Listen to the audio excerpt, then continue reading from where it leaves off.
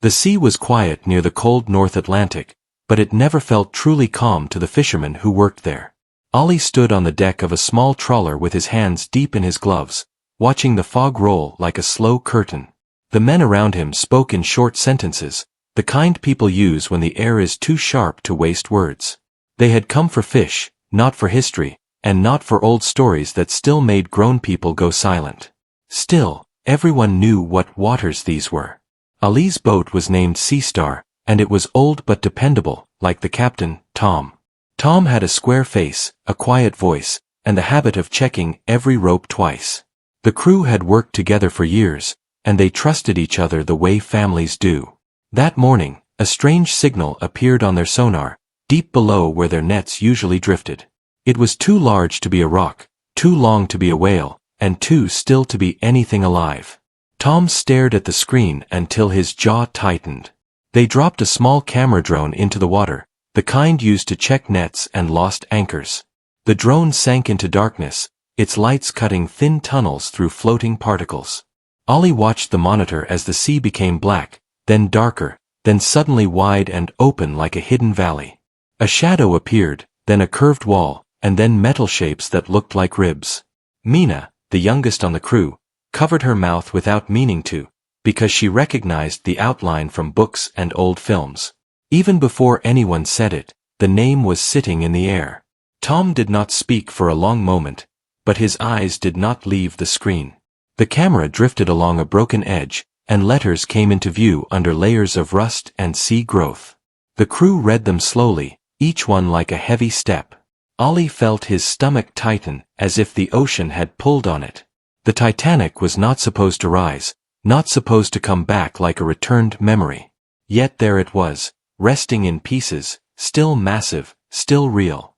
Ollie knew the story the way everyone did, even those who said they were tired of hearing it. A ship called unsinkable, a night of ice, and a loss that turned into a symbol for the whole world. It had been more than a century, and still people argued about what it meant.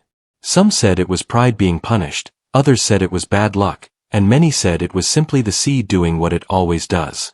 But seeing it was different from hearing it. Seeing it made it feel like it happened yesterday. Tom called the maritime office using the boat's radio, and his voice stayed steady even as his knuckles went pale around the mic. He reported the location and sent the sonar readings, then cut the call and looked at his crew. He told them they would return to shore and let proper teams handle it, because this was not their job. But Mina said, very softly, that the ocean did not give gifts twice. Ollie understood what she meant, because the drone feed was showing more than wreckage. It was showing something that looked wrong, like parts were not where they should be. They returned to port with the drone recordings, and the news spread faster than wind. Within 2 days, a research group arrived, followed by engineers, reporters, and officials who asked many questions and answered none. Sarah, a marine engineer known for deep-sea recovery work, stepped onto the dock with a hard case in her hand and a calm expression. She had worked on projects that seemed impossible, and she did not smile easily.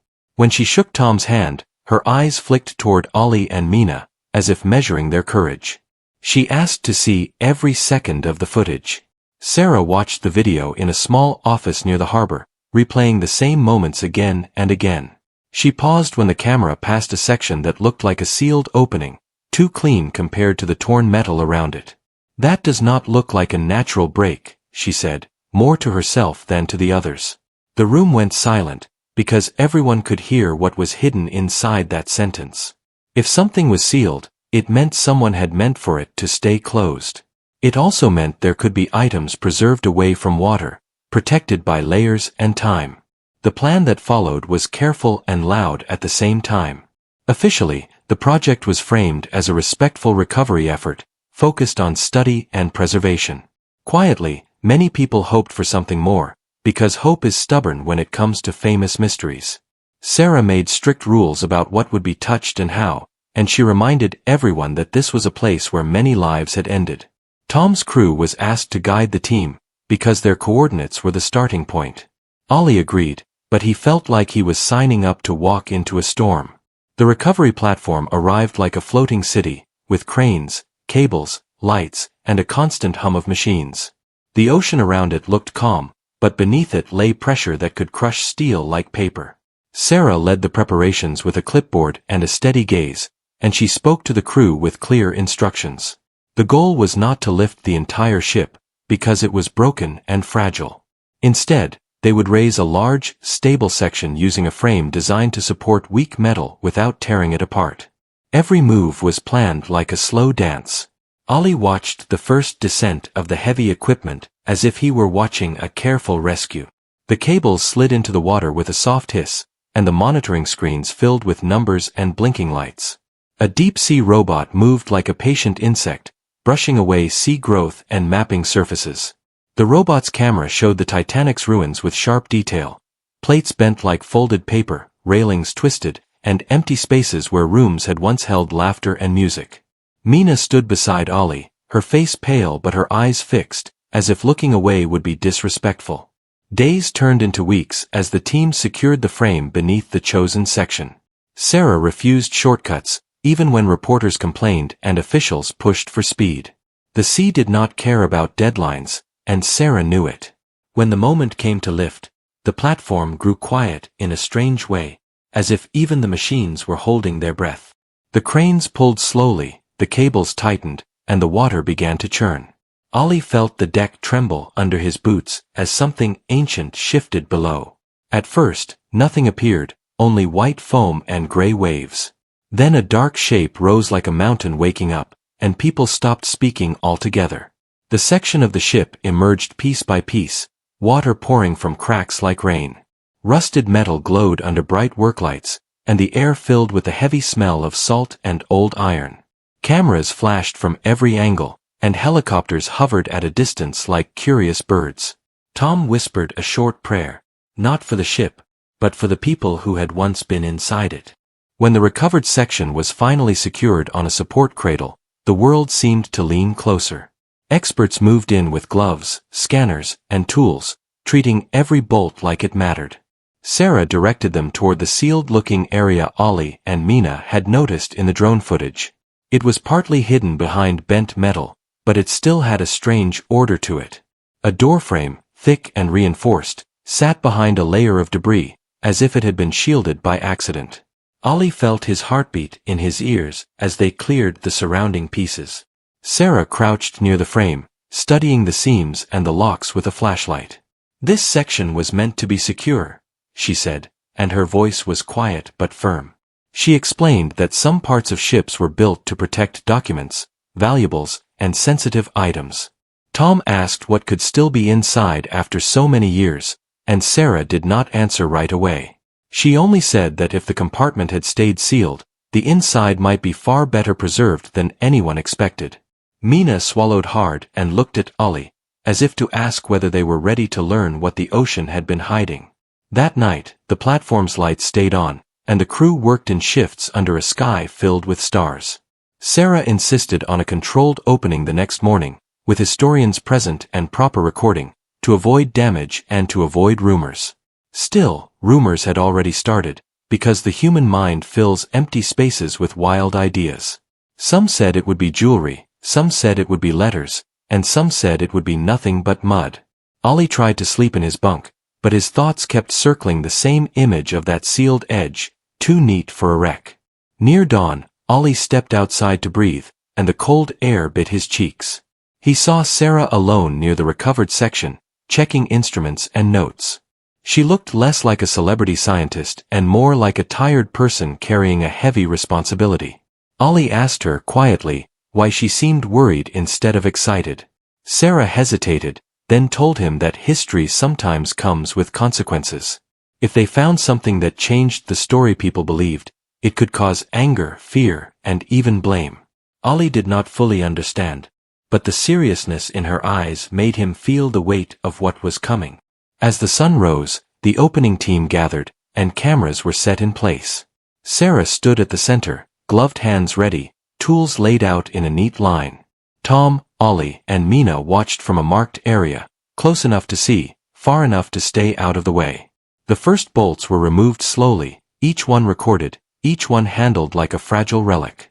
The metal groaned softly, not like a scream, but like an old door being asked to move after a long sleep. Then the seal finally gave, and a narrow gap opened into darkness. A cool, stale breath of air escaped from inside, and for a moment nobody moved. Sarah lifted her light and angled it through the gap, and the beam cut into the compartment like a knife. Something inside reflected back, not the dull shine of metal, but the smooth gleam of glass. Ollie leaned forward without realizing, his mind racing ahead of the facts. Mina whispered, "That looks like bottles," and her voice shook. Sarah's expression did not soften, and she said one sentence that made every person on the platform go still. "It is not just bottles," Sarah said, "and whatever is in there was placed carefully, as if someone wanted it found." Sarah did not rush, even though every person around her wanted to see inside. She widened the opening slowly and asked the camera crew to keep a respectful distance. The compartment smelled dry, like old paper and sealed wood, not like the open sea. That alone shocked the engineers because the wreck had been underwater for more than a century. Ollie watched Sarah's hands as she lifted the edge of the hatch with a careful tool. The light from her lamp slid across the inside like sunrise entering a closed room. Inside, there were wooden crates stacked in a tight pattern, each one wrapped in thick cloth that had somehow stayed in place. Several glass bottles were wedged in padded corners, and their labels were faded but still readable.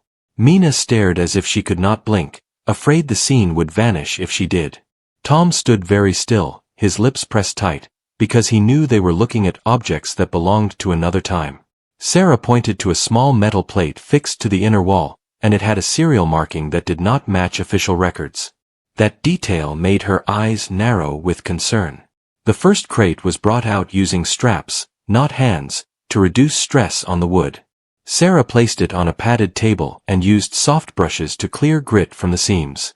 A historian named Omar leaned in, reading the shipping marks with a magnifier. He said the markings suggested private cargo, not standard passenger luggage. Ollie heard reporters murmuring about treasure, but Sarah cut them off with a sharp look.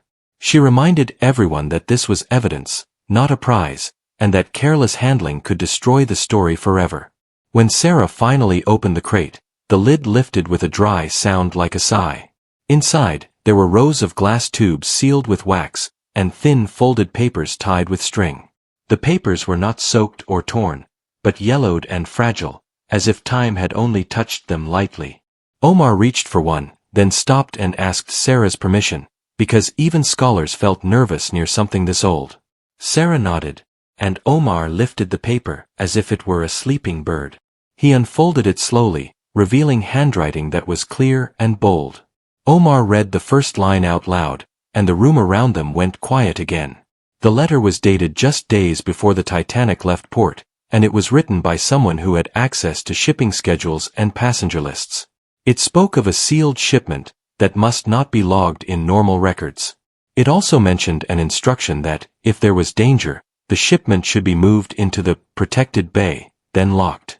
Ollie felt his throat tighten, because the compartment they had opened was clearly that protected bay. Mina whispered that this sounded planned, not accidental, and Tom's eyes hardened as if he agreed. Sarah ordered the rest of the letters to be scanned in place before anyone touched them further. A technician slid a camera rig over the table and began capturing high-detail images. As the pages appeared on screens, more lines became readable, and the meaning grew heavier. The letters suggested that something valuable was carried for private reasons, connected to powerful people who did not want questions. They did not mention money directly, and that was what made them even more suspicious. Ollie had expected talk of gold, but these letters sounded like secrets. Another crate held smaller boxes, each wrapped in oilcloth. Sarah opened one and found a set of polished metal cases with tiny locks. A case was lifted, and inside it were film reels in protective sleeves, surprisingly intact. Mina frowned because she did not expect film to survive, and yet there it was, neatly packed. Omar explained that early film stock could be stored in sealed containers, and if kept dry, it could last far longer than people assume. Sarah's face stayed neutral, but her eyes showed tension, as if she already feared what those reels might reveal. They moved the film cases into a controlled lab space on the platform. A specialist named Lena prepared a safe viewer system that would not damage the reels. She worked slowly, warming the film slightly and checking each layer for cracks. The crew watched from behind a clear divider, and the only sound was the soft hum of machines. When the first reel was ready, Lena fed it into the viewer and turned on the screen. A flicker of light filled the room, and moving images began to appear, shaky at first, then clearer. At first, it showed a dock, people in coats, and workers guiding crates into a ship. Then the camera moved, and the Titanic side came into view, massive and bright in the old footage. Ollie felt chills because he had seen pictures, but not motion, not the real movement of people stepping onto a famous ship. The film continued, showing a man with a clipboard pointing toward a set of crates marked with symbols. Then the camera zoomed in on a stamp that looked like the serial marking Sarah had found inside the compartment. The viewer room became so quiet that Ollie could hear his own breathing. The next scenes were even stranger. The footage showed a small group of men walking below deck, escorted by someone who looked like an officer. They carried the same type of cases now sitting on the lab table. The camera angle suggested it was filmed secretly, from behind a corner, as if the person recording did not want to be seen. Then the film cut to a close view of papers laid out on a desk. One page had a list of names and numbers, and one of those names was crossed out with a hard line. Omar leaned closer to the screen, his mouth slightly open, because he recognized the style of the paperwork. Omar later explained that some of the papers looked like early banking and shipping agreements. But there were also phrases that sounded like code, and references to transfer of custody that made no sense for normal cargo. Sarah asked Lena to pause the film at every clear frame and save it in the archive system. Reporters outside the lab began to pick up on the tension and tried to push in, but security blocked them. The platform felt like a sealed room itself, holding a secret that was trying to break out. Then came the moment that changed everything. In the film, the camera followed the group down a narrow hallway, and they reached a door with a heavy frame. It looked exactly like the compartment entrance they had opened. One of the men held a bottle, and another carried a small wooden box. The officer unlocked the door, and the camera caught a clear view of what was inside the box. It was not jewelry. It was a small object made of metal and glass, shaped like a thick pocket watch but with unfamiliar parts. Lena replayed that second 3 times, and Ollie felt his skin go cold.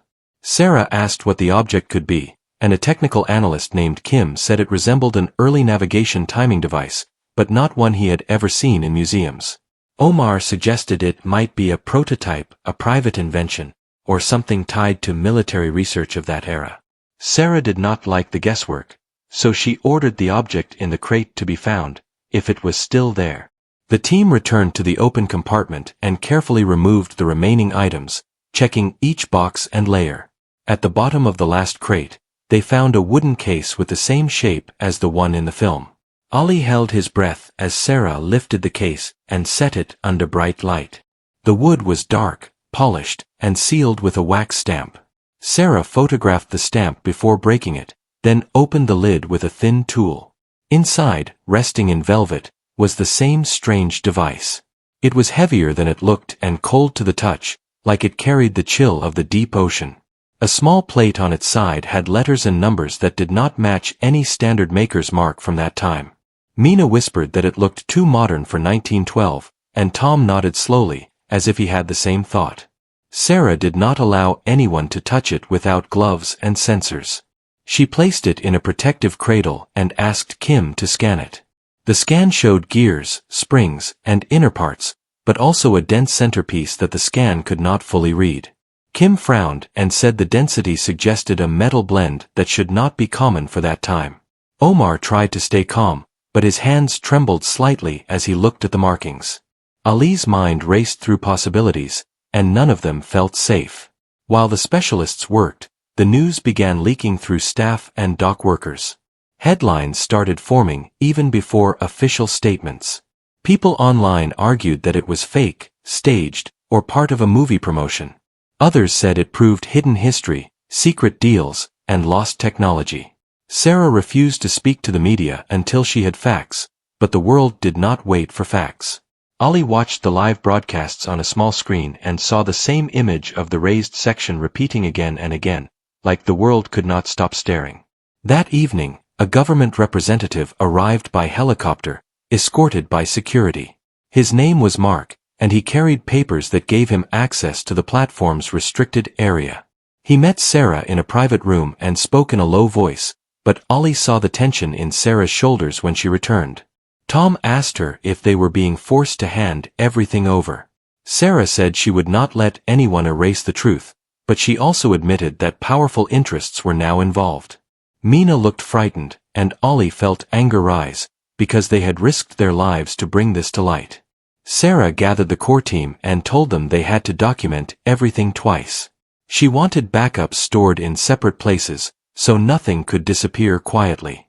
Lena duplicated the film scans. Kim copied the device scan data. Omar wrote notes with dates and signatures. Ollie helped by keeping a time log of every action, because Sarah said a clear chain of records could protect them later. The platform felt like it was preparing for a storm that was not made of weather. Late at night, when most people were asleep, the device in its cradle began to do something none of them expected. A faint ticking sound came from inside it, soft but steady, like a heart waking up. Kim rushed in with sensors and confirmed it was active, even though no one had wound it. Sarah stared at it with a hard expression, as if she wanted to deny what she was hearing. Mina backed away, whispering that the sea had brought up something that should have stayed down. Ollie stood frozen, watching the device as its small glass window caught the light. Then the device made a single clear click, louder than the tick, and a hidden panel slid open on its side. Inside was a tightly folded strip of paper, protected in a thin metal sleeve. Sarah lifted it out with tweezers and unfolded it carefully. The message was short, written in simple handwriting, but it made every person in the room look at each other with fear and disbelief. It did not talk about treasure or money. It talked about a warning. It said the shipment was never meant to reach New York. It said the ship was not supposed to survive the night. It said, in plain words, that someone wanted the Titanic to become a grave for secrets. The room stayed silent after Sarah finished reading the message. No one spoke because the meaning felt too large to hold in words. Ollie felt a deep chill move through him, not from the sea, but from the idea that a disaster might have been planned. Mina wrapped her arms around herself and stared at the device like it could suddenly speak again. Tom lowered his head, as if showing respect to the lives lost long ago. Sarah folded the paper carefully and placed it in a sealed sleeve. Sarah gathered everyone and spoke with calm control, even though her eyes showed strain. She said the message needed proof before conclusions could be made. Omar agreed and suggested cross-checking the names and codes from the letters with known records. Kim said the device itself could hold more information if studied correctly. Lena prepared secure backups of every scan, image, and note. Ollie kept logging times, because order was the only thing keeping panic away. The government representative returned with more officials the next morning. They asked to take custody of the device and the papers. Sarah refused without a legal order and explained that removal without study could damage evidence. The officials warned her about national interest and public reaction. Sarah answered that truth was also a public interest. The standoff ended with a compromise that allowed study under joint oversight. Tom watched from a distance and said the sea had given them a burden, not a gift. Omar spent hours reading the letters line by line. He found repeated references to financial pressure and fear of exposure. One letter hinted that certain investors were facing ruin if information became public. Another mentioned a test that could change shipping safety forever. Ollie listened as Omar explained that the device might relate to navigation timing. If such a tool worked earlier than history claims, it could reveal dangerous shortcuts taken by powerful people.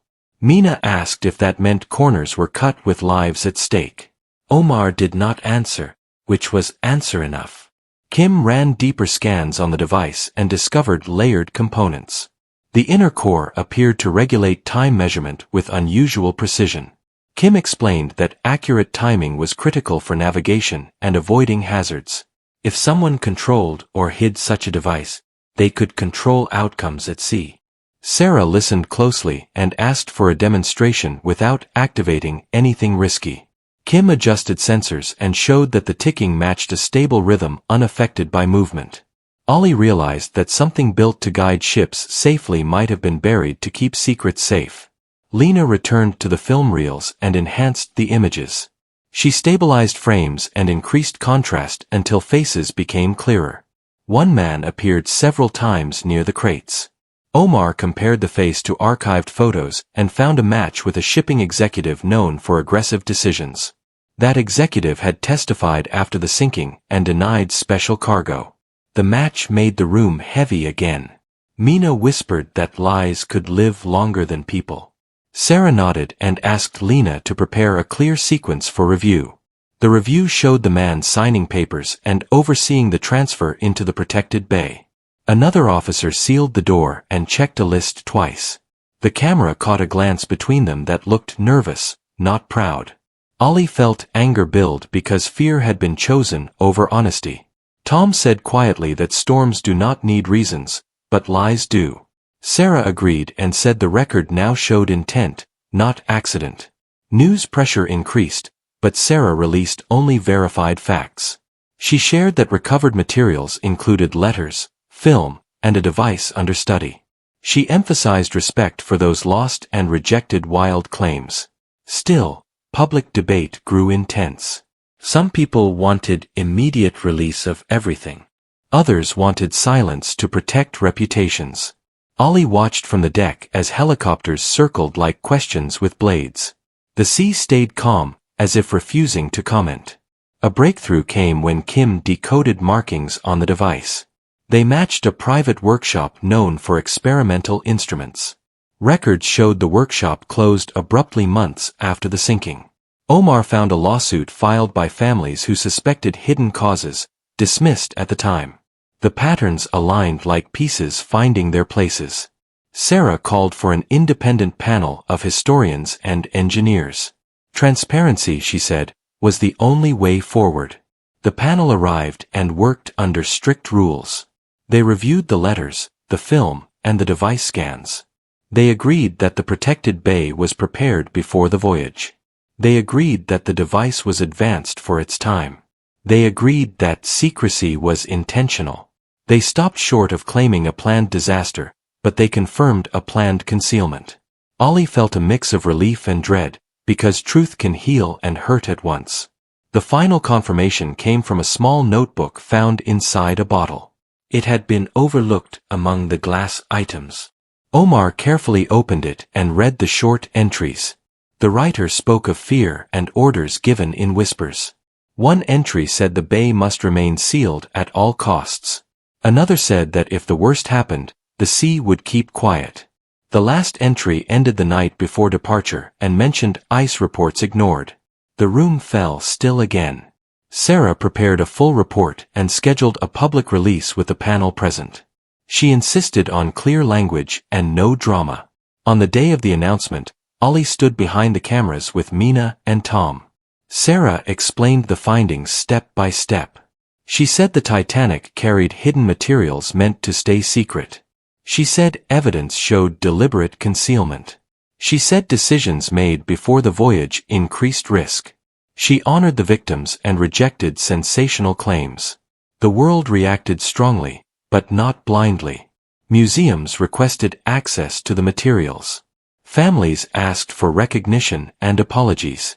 Shipping standards were discussed with new urgency. The device was placed under international care for study and display. The film was archived and released with context. The letters were preserved and translated. Ollie felt proud and heavy, because their work changed understanding, not just headlines. Weeks later, the platform was cleared and the sea returned to quiet. Sarah thanked the crew and said courage comes in steady choices. Tom shook her hand and said the ocean remembers everything. Mina smiled for the first time in days. Ollie stood at the rail and watched the water move like a breathing thing. He thought about how the past rises when it must. Before leaving, Sarah returned to the recovered section one last time. She touched the metal lightly and said they had listened instead of looking away. The section would be preserved as a memorial and study piece. Ollie helped secure the coverings and logged the final time. The cranes lifted and the ship eased away. As the harbor lights came into view, Ollie felt a quiet peace. The sea had kept a secret for 113 years, but it had not kept it forever. What shocked the world was not gold or riches. It was the truth that choices made in silence can echo across time. And sometimes, the ocean gives those echoes back.